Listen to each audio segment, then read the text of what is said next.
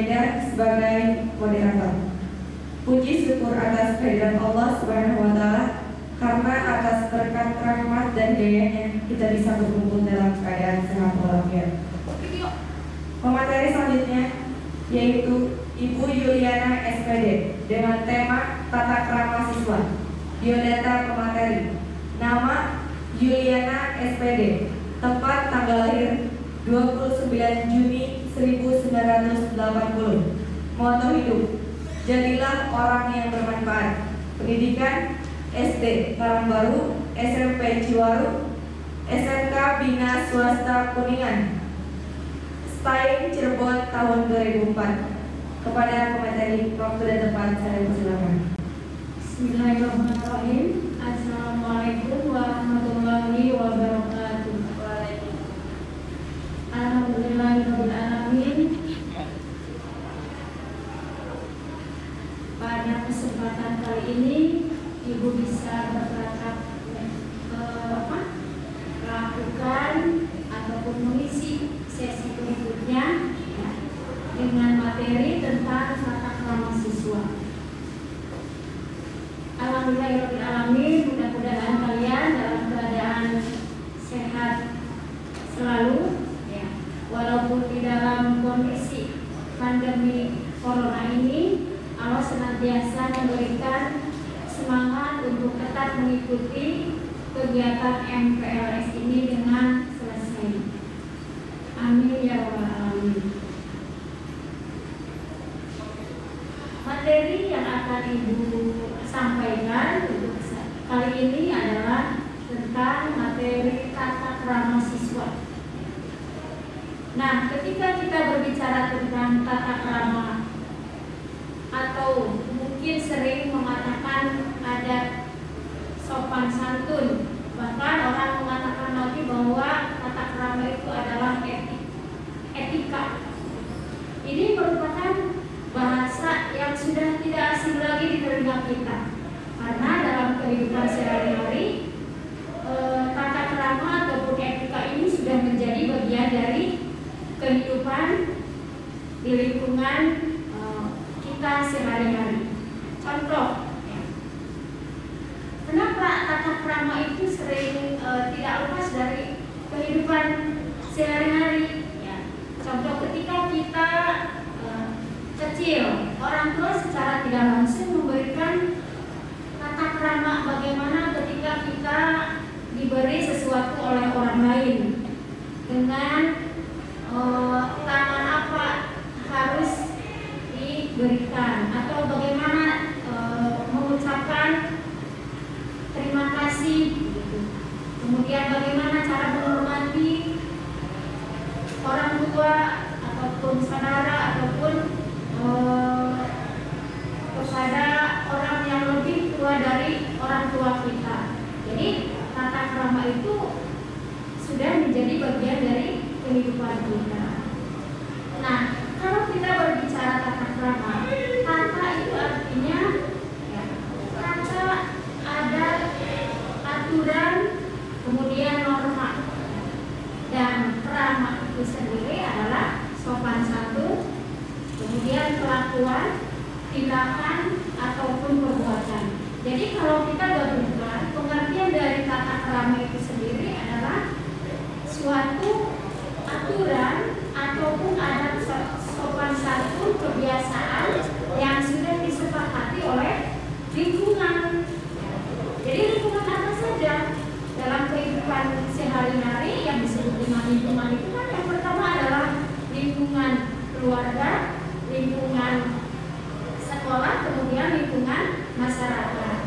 Jadi pendidikan yang pertama yang diberikan oleh orang tua tentunya adalah pendidikan tata krama yang dimulai dari keluarga. Jadi ketika tata krama ataupun adat sopan santun diberikan oleh keluarga, maka ini akan menjadi satu bentuk kebiasaan yang akan menjadi kebiasaan yang tidak bisa dirubah sampai seseorang ini menginjak dewasa, bahkan sampai tua. Jadi tata krama itu akan menjadi suatu kebiasaan. mencium tangan, kemudian memberikan salam, izin dan lain sebagainya. Nanti sampai tua pun seseorang ini tetap akan seperti itu, ya, akan tetap seperti itu, akan menempel, akan melakukan hal-hal seperti itu yang sering dilakukan di lingkungan keluarga. Nah, kemudian tata krama merupakan bagian dari kehidupan yang sekarang sudah mulai tergeser. Ya. Apakah di sini penting tata krama untuk zaman sekarang ini? Tentu sangat penting sekali. Apalagi dalam kehidupan yang modern, teknologi semakin canggih, secara tidak langsung nilai tata krama ataupun adat sopan santun yang ada di masyarakat sudah mulai tergeser. Ya. Contohnya, contoh kecil yang sering kita temui dalam kehidupan sehari-hari untuk zaman sekarang. Ketika kita memegang handphone, ya, ketika kita memegang handphone, orang tua minta tolong untuk memberikan sesuatu. Ya. Kita akan menolak dengan nada suara yang tinggi, ya. Dengan lama tidak langsung bangkit. Ya. Ini merupakan sudah mulai tergesernya dengan teknologi, itu hanya bentuknya saja. Apalagi kalau kita melihat dalamnya, ya, teknologi yang sudah bisa merusak nilai adat sopan santun ini. Kenapa?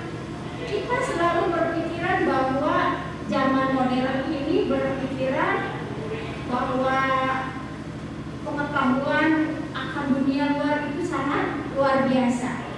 Kita lupa bahwa budaya lokal yang kita miliki itu mulai terkikis, di antaranya nilai adat sopan santun. Ya. Nah, kemudian tata krama akan selalu berdampingan terus dengan namanya komunikasi. Ya. Bagaimana tata krama itu disampaikan melalui proses komunikasi? Ada beberapa hal yang harus diperhatikan ketika kita berkomunikasi atau kunci utama dari proses komunikasi itu sendiri. Pertama, bahwa perlakukanlah orang lain, ya, sebagaimana ingin diperlakukan. Ya. Kemudian yang kedua, setiap orang mempunyai perbedaan-perbedaan. Kemudian yang ketiga, kenal dulu baru sayang, makin kenal makin sayang, tak kenal makin tak sayang. Jadi itulah 3 prinsip di dalam komunikasi. Nah, selanjutnya kita sebagai orang yang memiliki tata krama dan adat sopan santun yang diberikan dari orang tua atau dari keluarga, ini merupakan bekal bagaimana kita akan hidup bermasyarakat. Di antaranya kalian sebagai siswa baru SMA Negeri 1 Ciwaru yang mungkin di mana banyak sekali aturan adat sopan santun yang harus kalian patuhi, ya.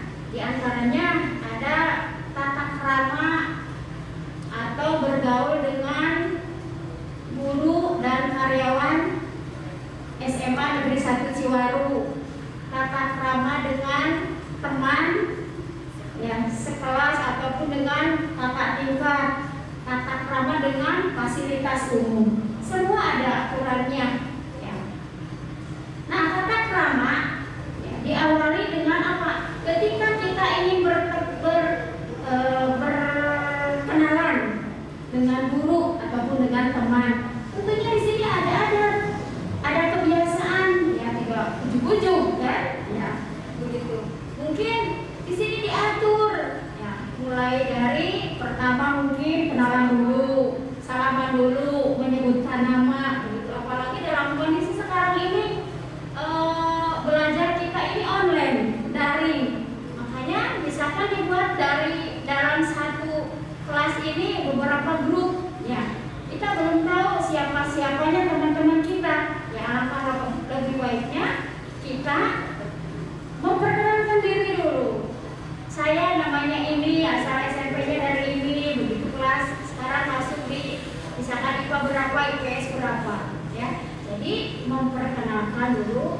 terlebih dahulu. Kemudian ada etika ketika bertamu, ya. Ada beberapa aturan bahwa bertamu itu pertama harus membuat janji terlebih dahulu. Ini tamunya kita harus tahu tamunya ke siapa dulu. Kalau ke pejabat mungkin harus memberitahu bahwa saya mau datang jam berapa, begitu melalui asistennya. Tetapi kalau bertamu ke teman kita atau ke saudara kita, tentunya pertama yang harus kita lakukan mungkin mengetuk pintu terlebih dahulu, begitu ya. Kemudian memberikan salam, jangan dulu masuk sebelum dipersilakan masuk, begitu. Jangan sampai dikatakan seorang boy belum apa-apa, orangnya belum keluar, kita sudah masuk duduk manis, begitu ya. Jadi tidak boleh. Kemudian ada etika ketika kita makan. Ya, ini kebiasaan yang sering kita lakukan, hal yang sepele tapi membuat fatal. Ya, misalkan ketika kita makan, ya, antara piring dengan dengan sendok, ya, jangan bersuara, diupayakan, ya, jangan rengkrong, gitu ya. Kemudian makan di mulut, jangan sampai bersuara. Kemudian makan tidak boleh sambil berbicara, tidak boleh sambil berdiri. Ya, jadi banyak sekali etika-etika di dalam cara makan. Nah, kemudian kita sebagai siswa SMA Negeri 1 Ciwaru ada beberapa hal, ya, kewajiban atau hak apa saja yang harus kalian patuhi selama menjadi siswa SMA Negeri 1 Ciwaru. Pertama, ketika kita beretika atau berkomunikasi, ya, dengan guru, tentunya, ya, pertama kita salam terlebih dahulu, ya. Karena musim pandemi sekarang tidak boleh berjabat tangan, jadi cukup dengan salam aja, ya. Salam. Kemudian tidak boleh misalkan mengambil barang di kantor tanpa izin terlebih dahulu, begitu. Nah, kemudian ketika mau lewat ada guru, jangan asal lewat saja, permisi terlebih dahulu atau mengumpulkan sedikit punggung kita, ya. Kemudian tidak menyinggung perasaan guru ketika kita berbicara, ya. Kemudian ketika kita berbicara dengan guru, sebaiknya tidak memotong pembicaraannya. Jadi guru dengan karyawan sama saja, tidak harus dibedakan, ya. Kemudian yang kedua, bagaimana tata krama dengan teman? Dengan teman tentunya jangan pernah kita untuk sulit memberi pertolongan kepada teman yang kesusahan. Kemudian yang kedua, menghormati kakak tingkat. Ya, biasanya ada apa ya, dalam di lingkungan sekolah itu ada senior dan junior biasanya, begitu ya. Ya, senior prioritas. Bagaimana perlakuan kita terhadap kakak tingkat, ya. Jadi apa yang kita berikan tentunya tidak mungkin berlebihan kalau senior, kalau kitanya tidak apa-apa, gitu ya. Jadi harus lebih menghormati. Kemudian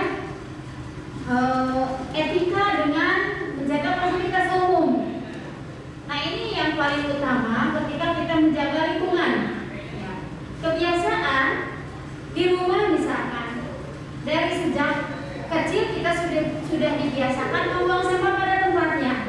Ya, ini hal-hal yang kecil ini akan terbiasa ketika sudah dibawa di lingkungan sekolah atau lingkungan masyarakat. Nah, kemudian ada etika berpenampilan.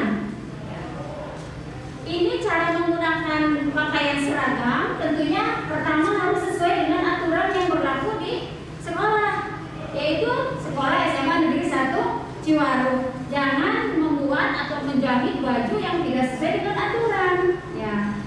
Kemudian ada seragam olahraga, ya. Yang sering ibu temukan, ya, ketika memakai seragam olahraga, anak-anak itu mengecilkan celananya ataupun baju bukankah memakai baju olahraga itu kan lebih leluasa, yang longgar-longgar ya daripada baju olahraga ataupun kalau trainingnya yang ngetat begitu.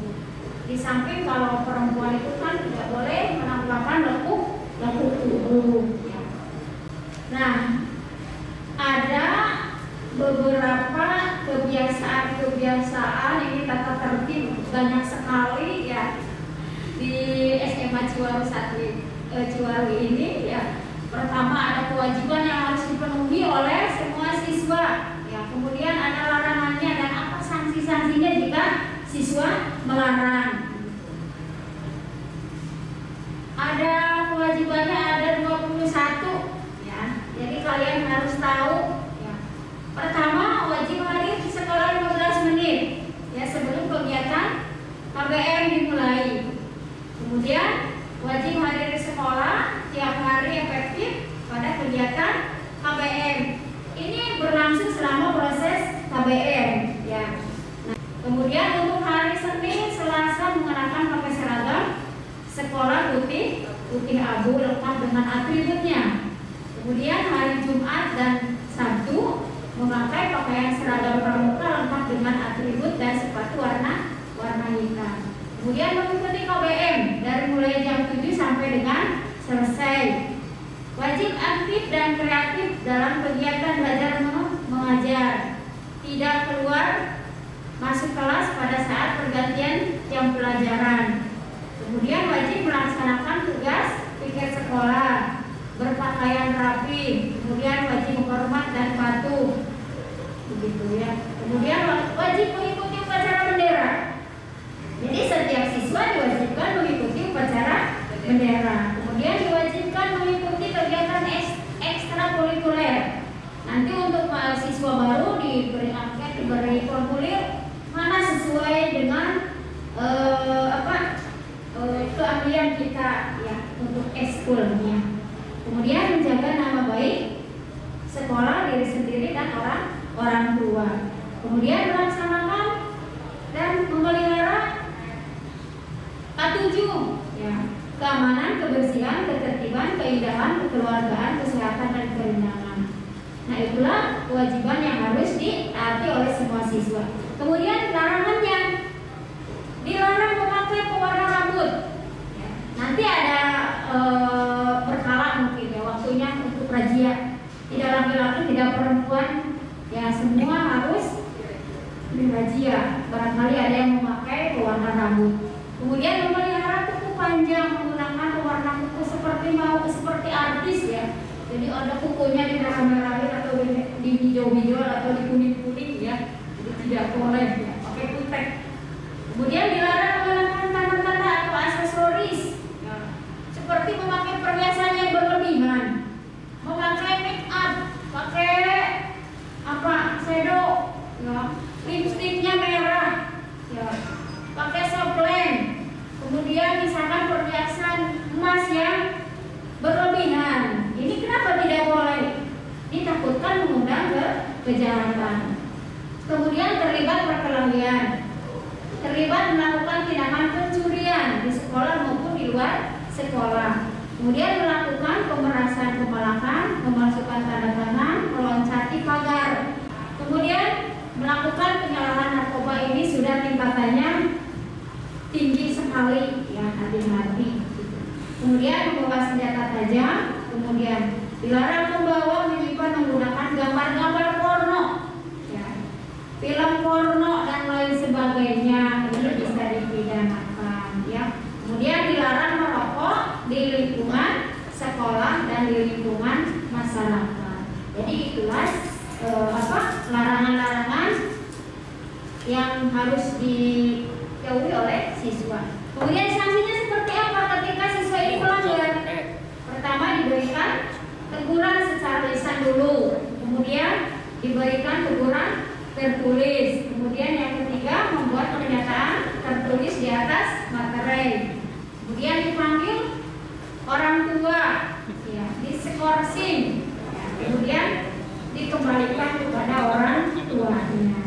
Nah, itulah ya tata tertib atau kewajiban dan larangannya yang harus dipatuhi oleh semua siswa-siswi SMA Negeri 1 Ciwaru. Mungkin itu saja yang bisa Ibu sampaikan. Mohon maaf bila ada kekurangan. Ya. Itu saja yang saya sampaikan. Semoga kalian tetap sehat, ya. Jaga kesehatan, tetap memakai masker kalau kemana-mana. Assalamualaikum warahmatullahi wabarakatuh. Terima kasih kepada Ibu pemateri. Saya tutup. Wabillahi taufiq wal hidayah. Wassalamualaikum warahmatullahi wabarakatuh. Ikrar Jabar Tolak Kekerasan. Kami siswa-siswi Jawa Barat berikrar. 1. Selalu menjaga diri dari segala bentuk kekerasan, kejahatan, dan penyimpangan seksual. 2. Menjauhi segala sesuatu yang menyebabkan terjadinya kekerasan, kejahatan, dan penyimpangan seksual. 3. Menjauhi tindakan yang menyakiti, merendahkan, menghilangkan martabat dan kehormatan diri dan orang lain. 4. Mengajak orang lain untuk bersama-sama menolak tindakan kekerasan, kejahatan, dan penyimpangan seksual. 5. Mencari pertolongan dan melaporkan segala bentuk kekerasan, kejahatan, dan penyimpangan seksual yang menimpa diri, teman, dan orang lain. 6. Bertekad menjadi anak yang berakhlak mulia, membanggakan orang tua, dan